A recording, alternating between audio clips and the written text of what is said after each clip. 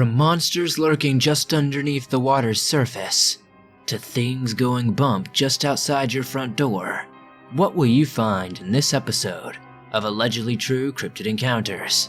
A bit of everything, I'd say. Welcome back to the swamp, my friend. It's good to see you made it back for another episode. Today, these viewers sent in their allegedly true and creepy experiences with unknown creatures. If you have a story that you would like to share in a future episode, be sure to submit that at swampdweller.net or the email you can find in the description down below. I'd love to share your story with everyone here in the swamp. It's stories like yours that help keep this show going. Now, without further ado, let's get into these creepy stories that'll freak you out tonight.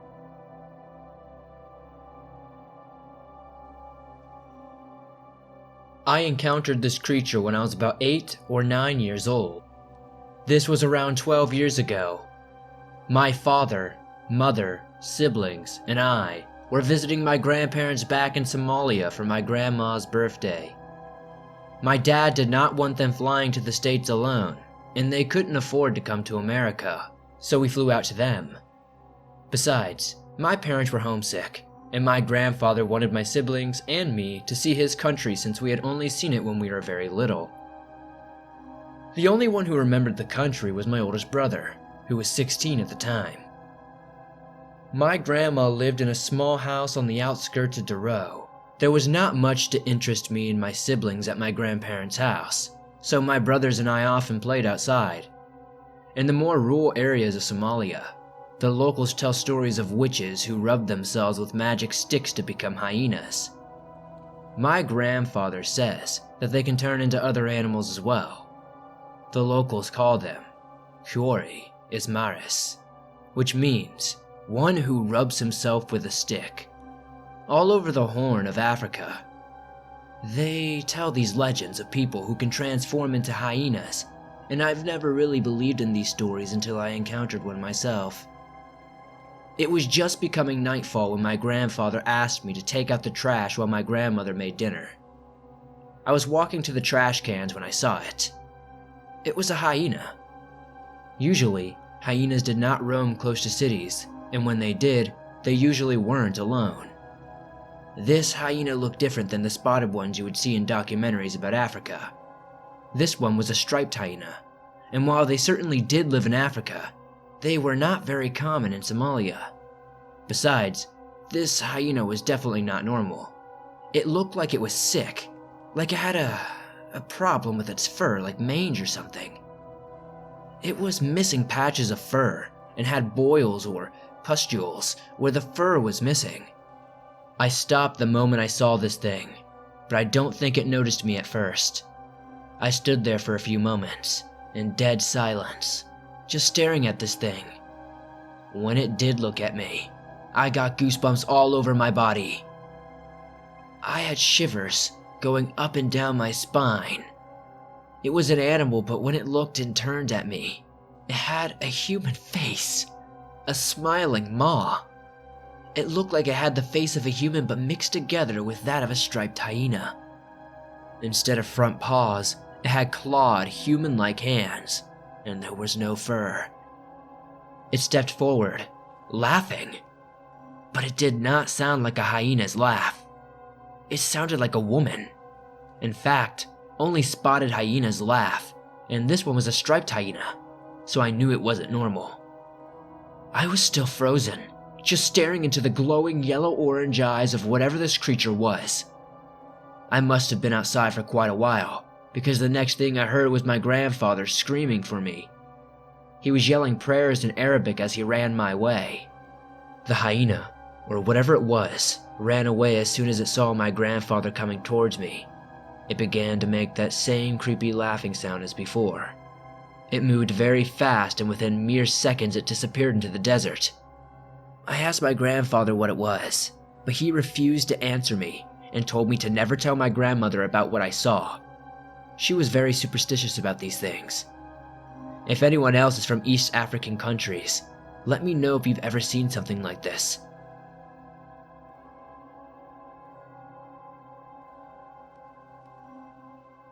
This happened 2 years ago when I moved into my first house in the Dallas, Texas area. It was, I think, the first month of living there when this story really occurred. I just got home from work and was totally exhausted since it was a much faster day than I really expected it to be. I am an executive chef at my local Olive Garden, so you could probably guess that it was a big rush.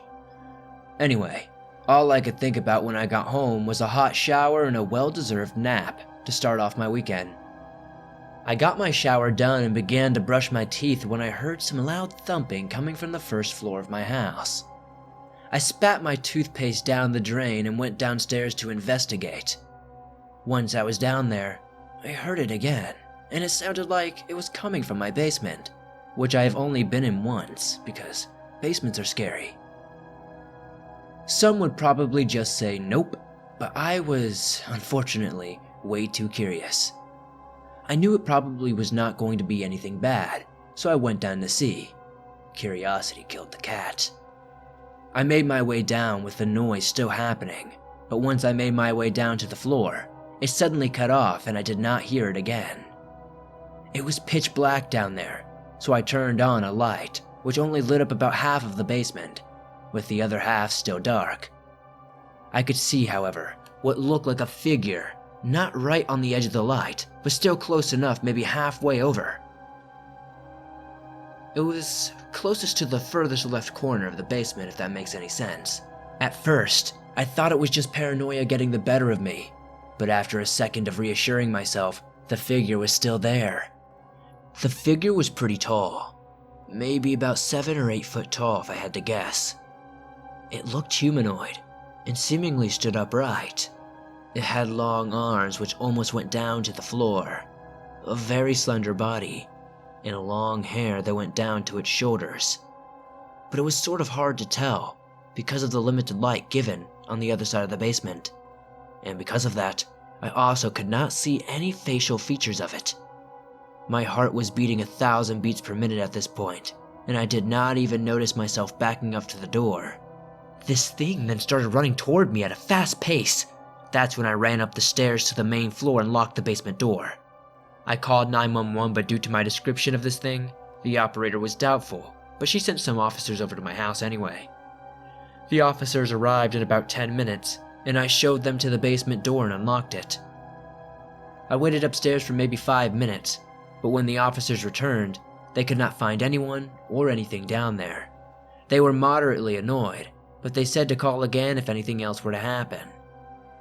This happened about 2 years ago, and nothing like that has ever happened since. I still do not know what I saw down there that day, or if it was even real. I just hope I never see it again. Thank you for sharing my story.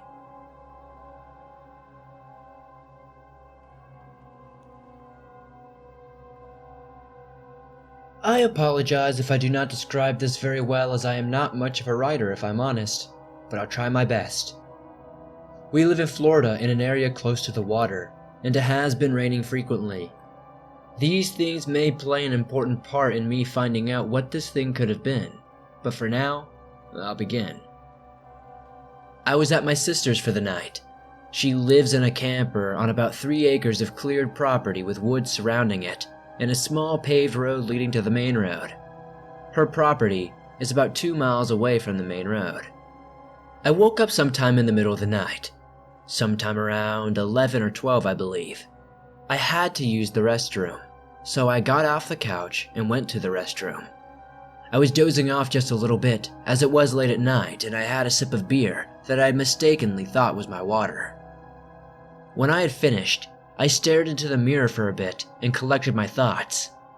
After a few seconds, I heard something through the restroom window, which we always keep shut, when someone or something slammed up against the camper, causing it to shake violently.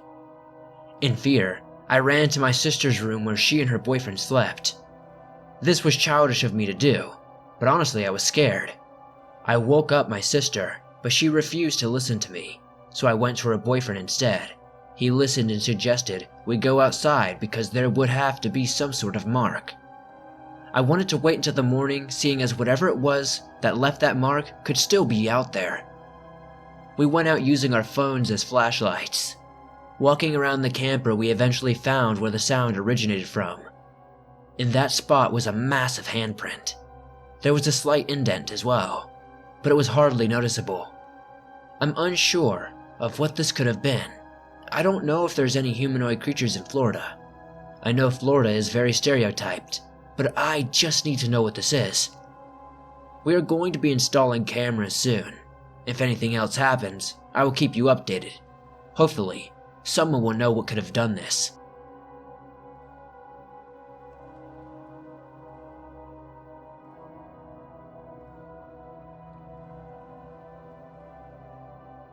I have always kept an open mind about the creatures that can roam our world. Partly because I'm inquisitive by nature, and partly because of my mother. She always taught us to be aware of our surroundings and respect nature. One of the first things she taught me was to listen to the animals. They will tell you if something is out there. One time, years ago when I was a teenager, we had traveled to my dad's hometown in Texas for a family reunion. His hometown is small. You can walk through the central part of the town in less than an hour, and everyone else lived in homes further out usually. They usually had about an acre or more of land around their homes, which was very nice and private. In the evening, we had joined my dad's large family at a hoedown near the edge of town. There were people dancing and drinking and having a good time, while me, my brother, and one of our cousins and her friend just hung out watching the festivities.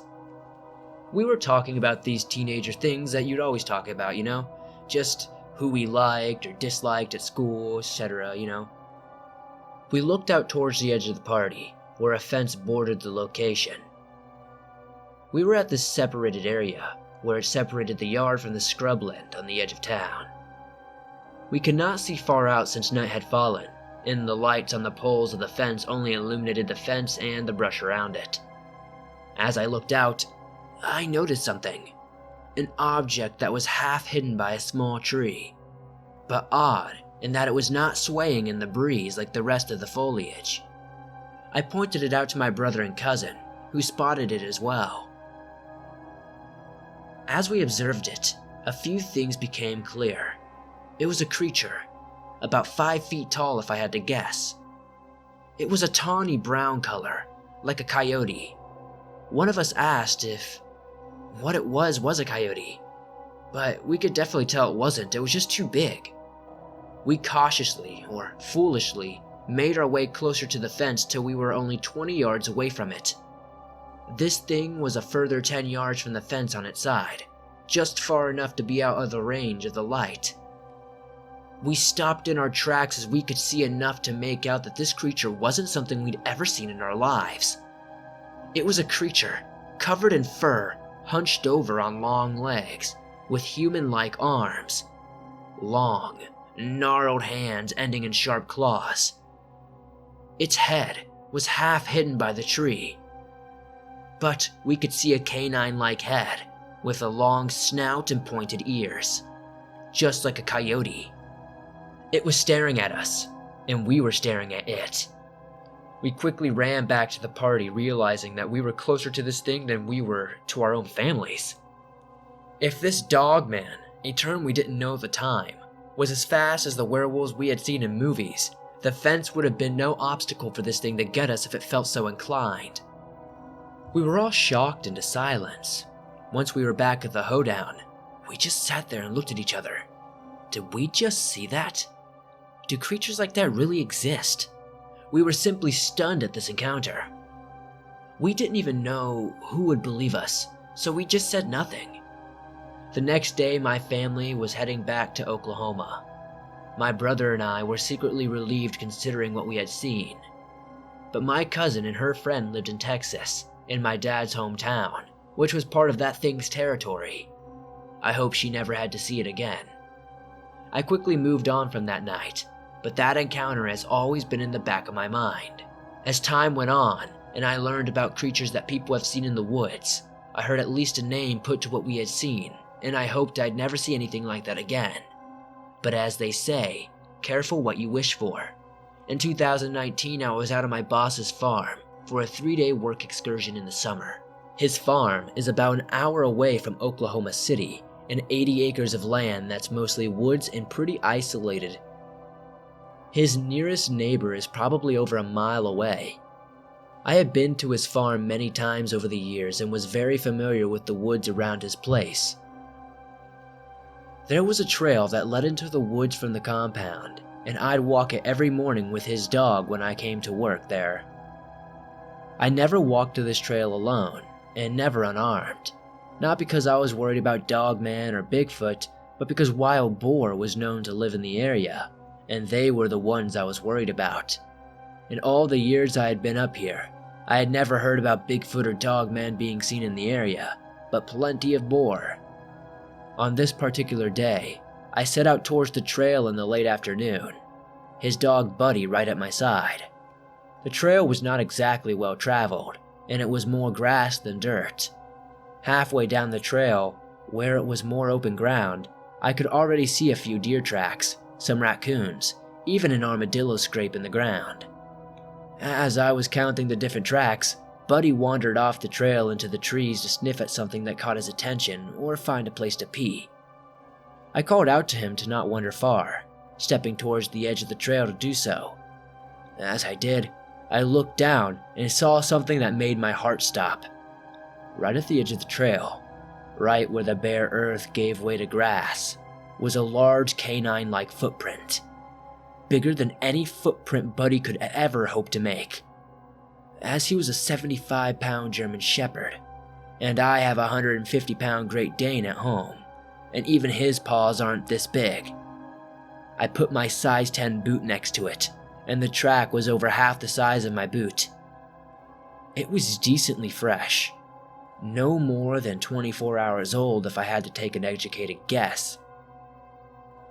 I looked back from where the track led, but could not find any more tracks of this thing. It's like this thing jumped over the trail to avoid leaving prints in the dirt. Something jumped 15 feet across the trail to avoid leaving any trace of itself. I quickly looked around and strained my ears, but I could still hear the birds singing, insects chirping, and even Buddy was calm and relaxed. I called Buddy back to my side and set off down the trail to get back towards the barn. I did not want to stay any longer in case whatever made those footprints was still in the area. Further along the trail, it became more surrounded by trees and leaves covered the trail. It's only because I had walked this trail so many times that I knew how not to get lost. But as I navigated the trail, I noticed a large branch that was right on the edge of it. Branches were nothing new on the trail, of course, and with the ice storm that had occurred over the winter, many trees had lost a lot of branches. This one itself was 12 feet long and the size of my forearm at its thinnest, and larger than my thigh at its thickest. But what made me notice this one was that it had been turned over. I could tell by the imprint in the leaves and dirt. While hogs could and would turn logs over for food, hogs did not do this. There were no hog tracks or scrapes around it, and I was mentally traced back to the trail behind me where I had seen that footprint. I realized that this branch was right in the line with the footprint. And when I noticed that, everything had fallen silent. No birds, no bugs. I looked for Buddy, but he was no longer at my side. He had continued up the trail and was now 10 yards ahead of me, looking back at me with a nervous posture and seemed to say, "We need to go now." I briefly looked around me but saw nothing in the woods, but I remember my mom telling me that old phrase, "You may not see them, but they can see you." I put a hustle in my step and caught up with Buddy, and we continued up the trail, and all but ran to the barn since I cleared the tree line. I couldn't help but think in the back of my mind once I was back inside, they're here. They're here in Oklahoma. It's foolish to assume that they just wouldn't be here, you know? For some reason I thought they may just stay in Texas because of the range or whatever. Despite me only actually seeing one in Texas and only a track of one here. This week, my brother had told me that his coworker thinks he saw a dogman on the edge of his property recently. His coworker lives in El Reno, Oklahoma. My boss's farm is only 10 miles from that town.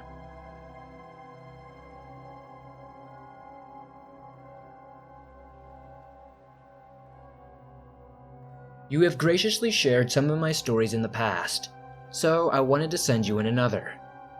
My name is Evan, and I think I just had the weirdest encounter of my entire life.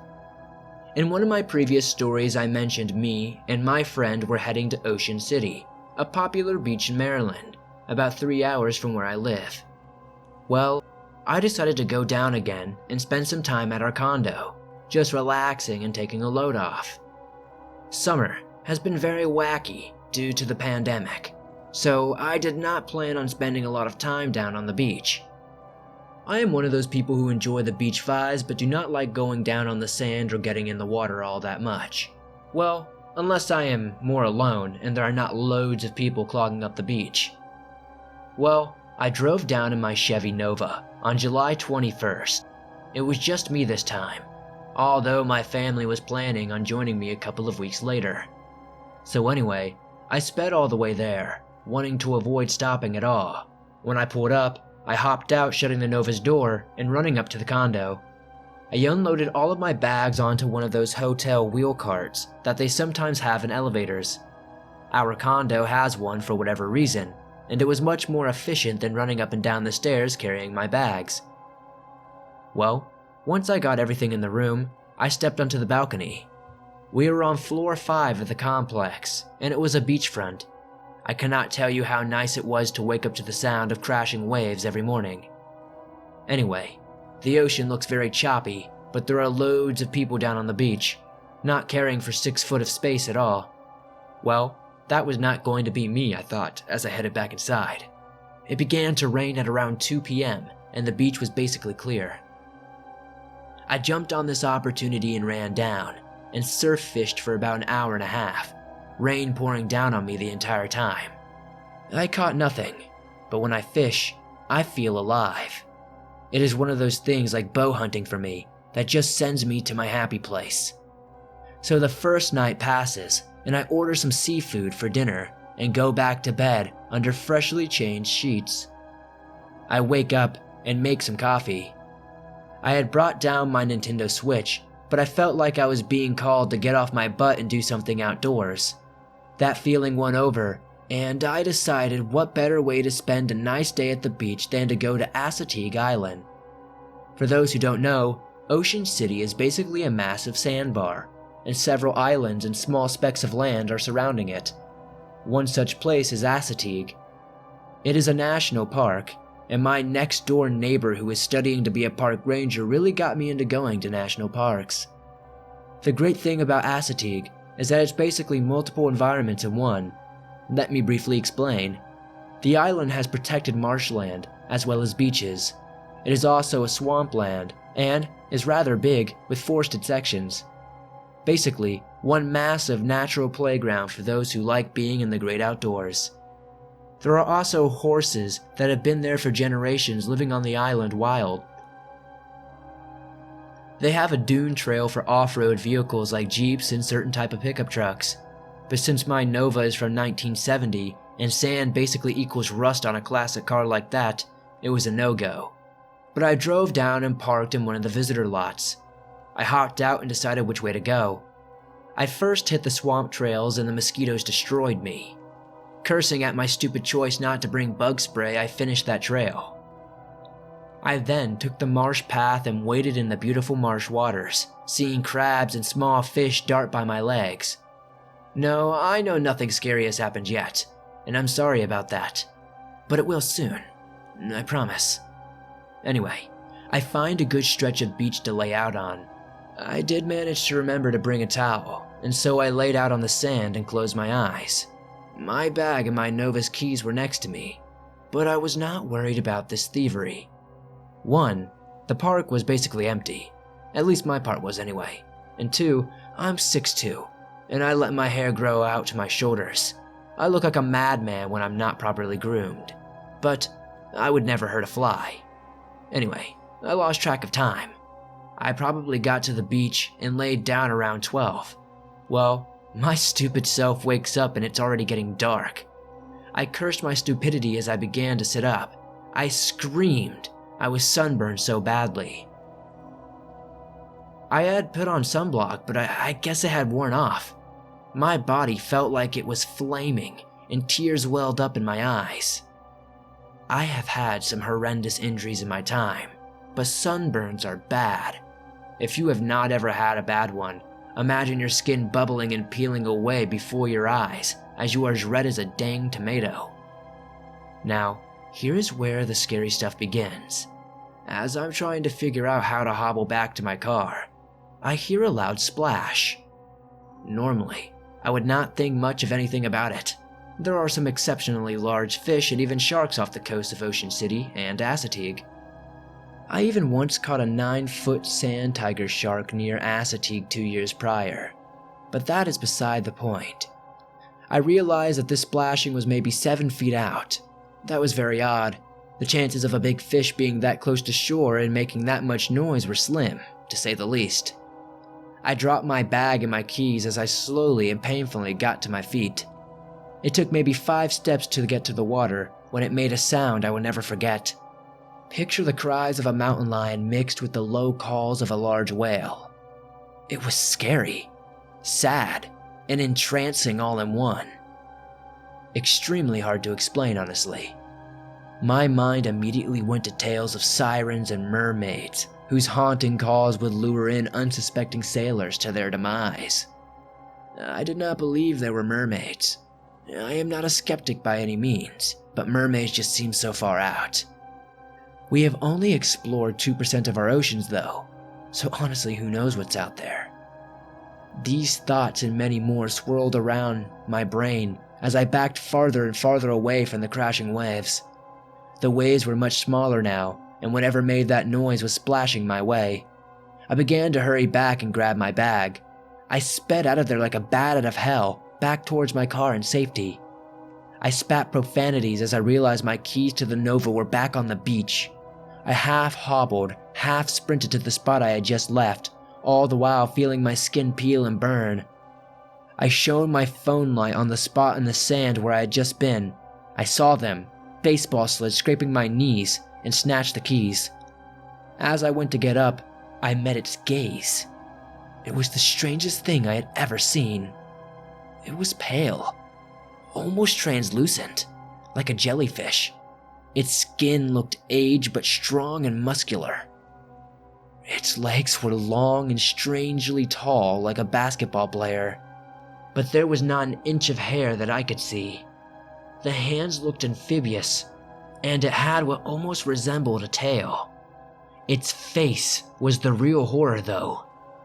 It looked like a clean mannequin face that you would see clothing being hung on in a department store. Except for a nose and a tiny slit which I assumed was its mouth. It was featureless. My heart was in my throat as I felt sweat pouring down my face. I, for whatever reason, smiled at it like a fool, maybe thinking this thing had some sort of emotions. It then smiled back, although it was all wrong. The tiny slit of a mouth began to expand, the face ripping and tearing apart to form an abnormally large grin. Blood trickled down this thing's face as it smiled back at me, with razor-sharp teeth glinting in my phone's flashlight. It is something that will haunt me to my dying day. I ran, screaming like a little girl. I was surprised no park ranger had heard my scream.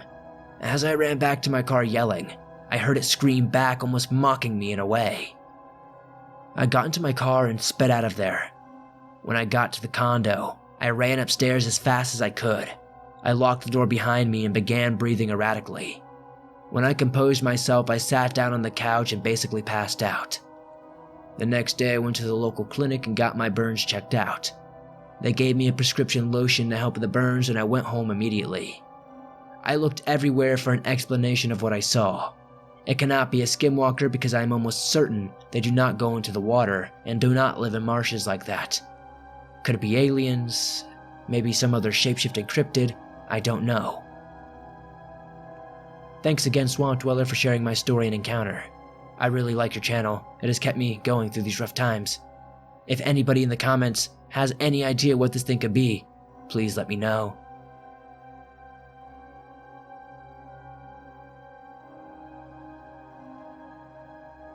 Thanks for listening to these creepy and allegedly true cryptid encounters sent in by viewers just like you. I would love to know down below in the comments, which story tonight was your favorite? I'd have to say the water monster was my favorite one this time. It kinda reminds me of the creature from the Black Lagoon. He's probably a distant cousin of mine. If you enjoyed these stories, please hit that like button as it helps me out a ton. If you're new to the channel, why not join us? Hit that subscribe button and turn on notifications to never miss a new video. I upload them almost every single day, on all things natural and supernatural. If you're out on the go and you don't have data or YouTube Premium, be sure to download your favorite Swamp Dweller scary stories on iTunes, Spotify, Stitcher Radio, and pretty much everywhere else you find your favorite podcast online. If you want to support the channel outside of hitting that like button and subscribing, be sure to check out the merch store. I have face masks, mugs, t-shirts, hoodies, and much more. Thank you guys, as always, for supporting the swamp the way you do. I couldn't do this as much as I do without you. I'll see you guys soon with another creepy video.